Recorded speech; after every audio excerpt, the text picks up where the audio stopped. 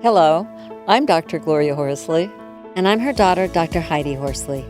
Heidi and I want to welcome you to Open to Hope Conversations, the podcast. We believe that the greatest gift you can give yourself after a loss is hope, using this moment to connect with others who have not only survived but thrived. So let's get started.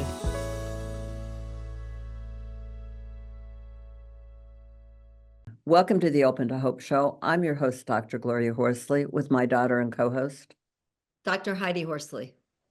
Well, Heidi, we have a good friend who we've seen so many times at the Compassionate Friends, which is an organization for people who've had children die. And our friend Patti comes often. We did a YouTube with her at the Compassionate Friends where she talked about what happens when you have a child die, which she had, and you have family disruption and the hope for the future. So we want to talk about that today, Heidi. So you want to introduce our guest?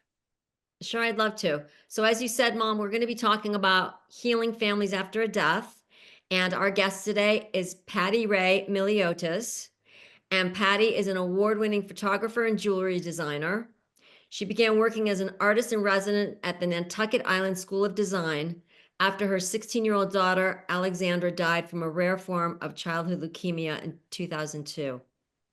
She co-founded the nonprofit Alex's Team Foundation in memory of her daughter. She has joined our friend Barbara Hopkinson.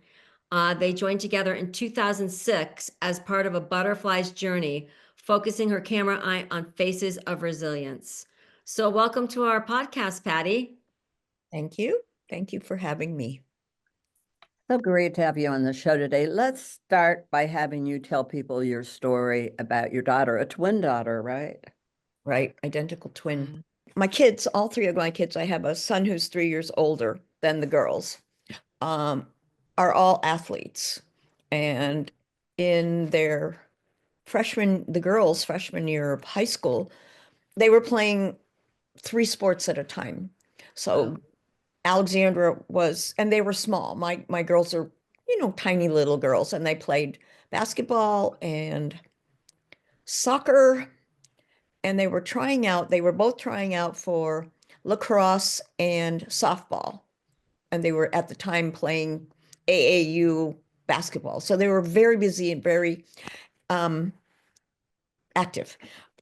Alexandra started getting headaches and she started getting bruises. And we thought, well, she's small, she's playing contact sports, and of course she has bruises. And one night she came home from school after softball tryouts and she had slid into second base and hurt her hip.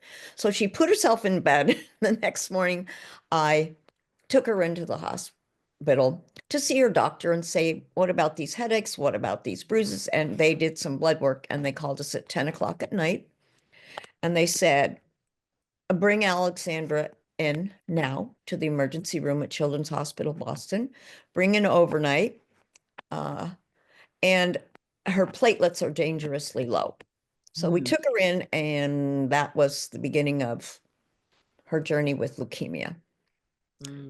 We actually, this is an interesting aside. That night, there was a film crew from one of the major TV stations filming those 24-hour things they used to do. And they were filming the resident who was seeing Alexandra in the emergency room.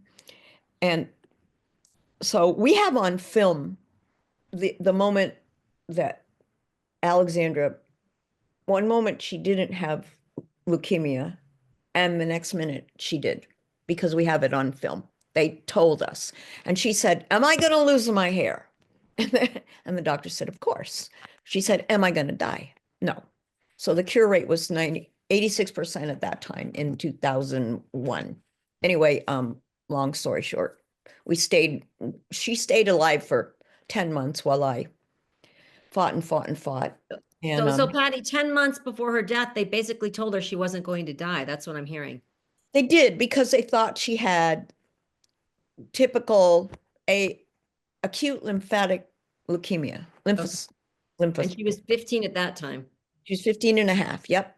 They finally figured out that she had a very rare form There were only 10 cases in the literature. I bugged them until they let me read the literature about the kind of leukemia she had. She did pass away. My 17-year-old son, and Heidi's brother and cousin died very quickly in an automobile accident. It's unbelievable the kind of Yeah. shock that hits, and everybody has their own way of coping. So yours was apparently wasn't the same as your husband's, let me put it that way. And he Right. kind of vilified you a bit and said that you deserted the family. It took me a long while to recognize that that was what was happening. My husband and I weren't getting along, and I kept going off on these little week or 2 week trips to Nantucket because that was soothing to me. My daughter was in the end of high school, so I was there, but I wasn't there. My son was in college. Um, and finally, um, and my husband just kind of took over and was not nice. He couldn't help me. I couldn't help him. So we're both to blame. But the problem was that when I was gone, my husband took over and became the only parent that he would allow my children to trust. He told them I abandoned them. He told told them I was a bad mother. This destroyed our family. I finally left, and that was even worse, but I couldn't stay because it just wasn't nice for me to be there with him. And the kids were gone by then. They were both in college. So you got a divorce from him. What about your children? Did you become estranged from them because of what they were hearing? I mean, Yes, yes. okay. I Wow, did my that's best a lot to, for you to lose your daughter and then lose your family, basically, is what I'm hearing. and my daughter and son lost their sister and their mother. Exactly. And not only did my travels um miss me and not have a mother, but then my husband vilified me Mm-hmm. and told them that I abandoned them. That was a big one. You know, I'd left them, and he was their only hope, their only, he was their solace. So Right. I can understand how they needed him. They needed somebody. Yeah. And I was not available because my husband told them I wasn't available. So You this know, is, you had something you called that too. What was the oh, name? right. Parental alienation. Mm-hmm. I read about it.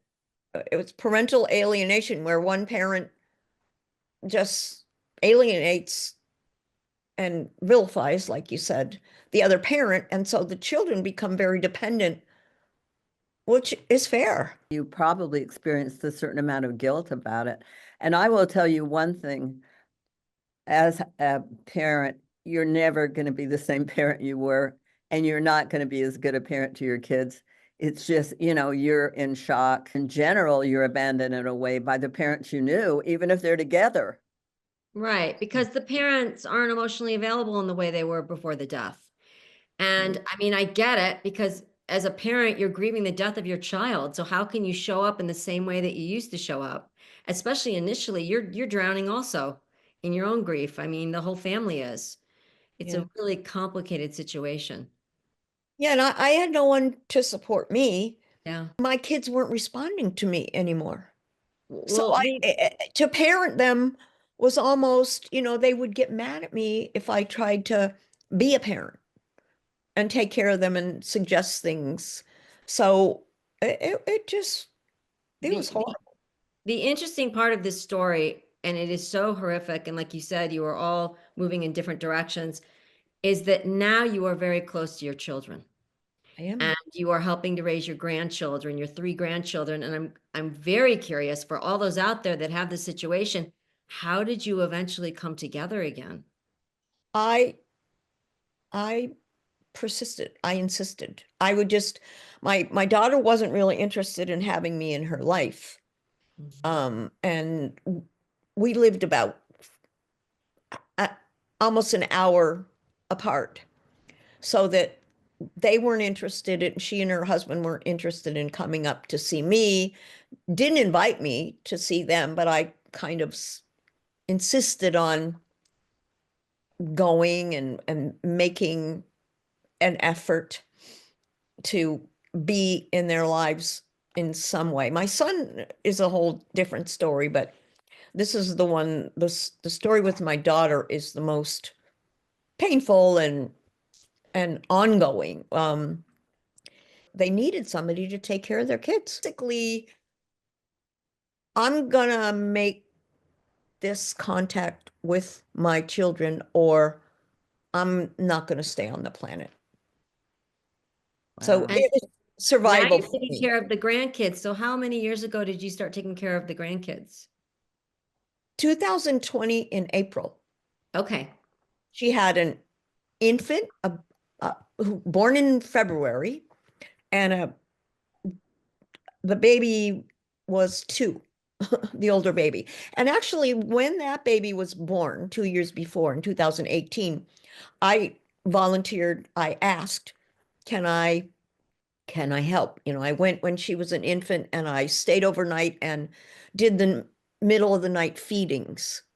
And then I worked, I was off from my job 2 days a week. So one day I took, I said, they wanted her to go to daycare. And I said, I'll take care of her. So I took care of her one day and then I started taking care of her 2 days. And then when COVID came and they wanted to continue to work, they couldn't have any daycare. So I took care of them 5 days a week.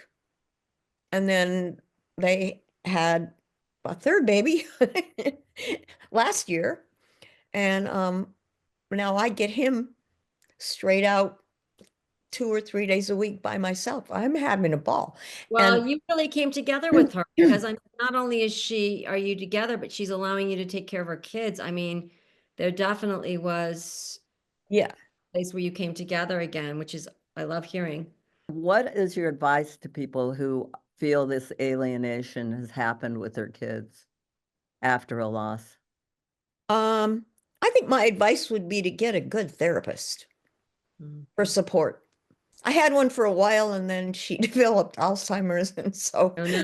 I lost her, but she helped me through a lot. I needed someone to witness my life Yeah. Mhm. and support me in making the effort to and not just giving up. I mean, Okay. to me, that was not an option. I needed to be in my children's lives. I needed to apologize, and which I did. This is by the grace of your daughter that you're in their life. I know so many grandparents who would like to be in their grandchildren's lives. And because of other reasons, I'm a therapist, so I've seen it over the years, and they're not allowed in. And you Oh, are. And I don't think that we really understand a twin loss if you haven't had one. I know you've done twinless twins, Heidi, and you said that. Yes, it was a whole nother layer of loss. I I mean, know. honest, as you know, Patty, one of your twins will be an extrovert, one will be they kind of balance each other out. It is such a significant physical and identity loss for a twin. It's like, who am I now without the other half of me? It's And they're identical. I'm just thinking about your grandkids. I mean, Oh, those grandkids are part of of both the twins. yes. Alexandra and your other daughter. I mean, it's unbelievable. People say, and we have to like punch them in the face. People will say, well, every time you look at Ariana, you see Alexandra, so you have her. It's like, no, You, Ariana is her own person. She you has can't a replace them. huge loss.